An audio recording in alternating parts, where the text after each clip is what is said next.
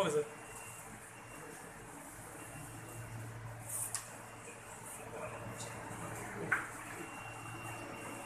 क्योंकि यहाँ पे कुछ चिंता का ये भी कहना है कि अभी कुछ गांव पे हैं कि जहाँ पे अभी कुछ विकास नहीं हुआ।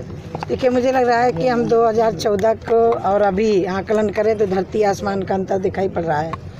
जब मैं आई थी तो यहाँ बहुत सारे गांव ऐसे थे जहाँ लाइट नहीं पहुँची थी, रोड नहीं पहुँचे थे और पेयजल का संकट था। अभी भी संकट है, मैं उसको सिरे से नहीं नकारती हूँ, लेकिन फिर भी मैंने इन 5 वर्षों में इस जनपद के लिए पेयजल की दृष्टि से 60 टंकियाँ भारत सरकार से और इसके अतिरिक्त प्रदेश सरकार से, जैसे बिंदकी में है, बहुआ में है और अन्य जगहों में है। मेरी प्राथमिकता यहाँ का विकास, यहाँ के नागरिकों को हर प्रकार की सुविधा का मेरा वादा है और उसको भरसक प्रयास करूँगी पूरा करने के। 5 साल में जो मैंने किया है उसको भी मुझे एक मूर्त रूप देना है, क्योंककि ये जनपद बहुत पिछड़ा हुआ। माननीय प्रधानमंत्री जी ने जब नीति आयोग के द्वारा सर्वे करवाया, यह जनपद 64वें पायदान पर था। आज जब हम 19 के चुनाव में जा रहे हैं, हमारी सरकार चुनाव के मैदान में है, उस समय यह जनपद 9वें नंबर पर छलांग लगा करके आ गया है। स्वास्थ्य की दृष्टि से, पानी की दृष्टि से, सड़क की दृष्टि से, और इस जनपद को जो यहाँ के नागरिकों को मिलना चाहिए बहुत पहले हो जाना चाहिए था, लेकिन ये मेरे ही प्रारब्ध में था कि यहाँ के लिए मेडिकल कॉलेज करवाना, यहाँ के लिए पासपोर्ट ऑफिस करवाना, इस जनपद के लिए पाइपलाइन से गैस घर घर पहुँचे, ये मेरे ही प्रारब्ध में था। और मैं समझती हूँ कि ये मेरे लिए सौभाग्य का विषय है कि इस जनपद के विकास के लिए मैं जिस तरह से होगा, इस जनपद के विकास के लिए मैं विकास की बात कर रही हैं प्रधानमंत्री जी, सेना के नाम पे वोट मांग रहे हैं। देखिए, मुझे लग रहा है सेना के नाम से वोट तो नहीं मांग रहे। जब लोग राजनीति कर रहे हैं, सेना का सबूत पूछ रहे हैं, सेना का सबूत मांग रहे हैं, तो मुझे लग रहा है एक देश के प्रधानमंत्री जी का उसका जवाब देना ज़रूरी हो जाता है। आप कल्पना करिए, हमने सवाल नहीं किए, सेना के पौरुष पर उन्हीं लोगों ने कहा कि सेना ने पाकिस्तान की धरती पर आतंकवादियों को मारा है। ये क्या, कहाँ जवाब है? सेना के नौजवानों ने सीधे कहा, हमने अपना काम किया है, हमारा काम है देश के अंदर आतंकवादियों को मारना, घुसपैठ करने वालों को। आयोग से शिकायत करने की बात कर रहा है लातूर की। देखिए, यह मुझे लग रहा है या तो फिर उनके खिलाफ भी होनी चाहिए। क्यों सेना के ऊपर सवाल खड़ा कर रहे हो? अभी मान लो माननीय प्रधानमंत्री जी भारत की तरफ से एक नेतृत्व कर रहे प्रधानमंत्री हैं, पाकिस्तान को जवाब नहीं देते तो यही विपक्षी लोग कहते कि भारत के प्रधानमंत्री कुछ नहीं कर रहे हैं, बोल नहीं रहे।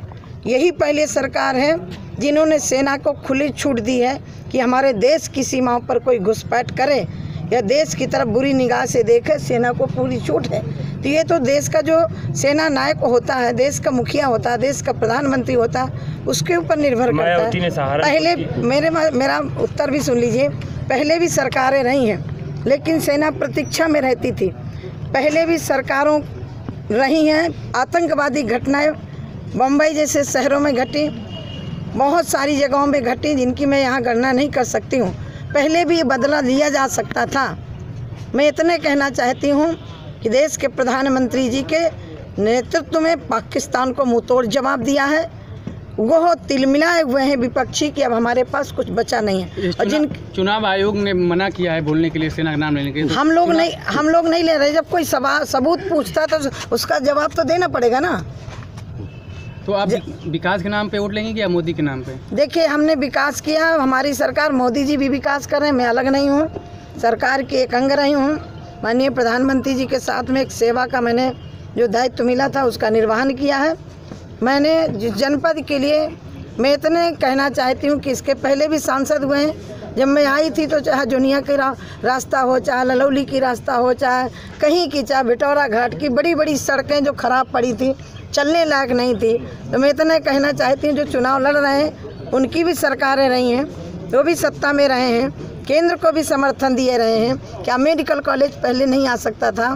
क्या यहाँ के गंगा जी के किनारे घाटों का सुंदरीकरण पहले नहीं हो सकता था? क्या बामन इमली, जहाँ हमारे देश के शहीदों में गणना होती है 52 लोगों की, क्या उसका सुंदरीकरण पहले नहीं किया जा सकता था? क्या मैं इतना कहना चाहती हूँ कि मैंने सरकार के द्वारा यहाँ ला करके जो परियोजनाएं मैंने स्थापित किया है, मैं उन मुद्दों के बीच में जा रही हूँ और हमने गरीबों को घर दिया है, गरीबों को गैस सिलेंडर दिया है, गरीबों को 5 लाख तक का स्वास्थ्य बीमा का योजना दी और इसी जनपद करके आई हैं।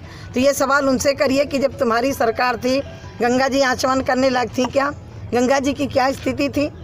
गौशालाओं की रही बात, तो हमारे ज़िले में ही 13 गौशालाएँ शुरू हो गई हैं, क्योंकि ये गैयों की दिक्कत आज की नहीं, सारे किसानों की समस्या है। हम उस पर पूरी गंभीरता से काम कर रहे हैं। चारा तक नहीं उनको मिल पा रहा है। इस तरह की धूप में हर गौशाला में 4-5 गायें रोज मर रही हैं। जिला प्रशासन की बात करें तो वो कुछ सुनने को नहीं तैयार है। मैं 2-3 जगह देख करके आई हूँ, स्वयं अपने कार्यकर्ताओं को कहा है कि गाँव से इकट्ठे करके, क्योंकि कई बार मैं सड़क पर जाती हूँ तो जो गाय दूध लोग दूते हैं उनको भी छोड़ देते हैं। उनसे भी हम आग्रह करते हैं कम से कम दूध देने वाले जानवरों को तो बांध करके रखो। हमारा भी कुछ दायित्व बनता है। जिन पशुओं को हम छोड़ देते हैं कटने के लिए या जंगल में छोड़ देते हैं, सरकार व्यवस्था कर रही है। 17 में सरकार बनी है, उसके पहले भी बहुत, बुंदेलखंड में आप जाते होंगे, पहले भी जाते रहे होंगे कि रास्ता चलने लायक नहीं होता था, उसका समाधान हमारी सरकार कर रही है। Thank you.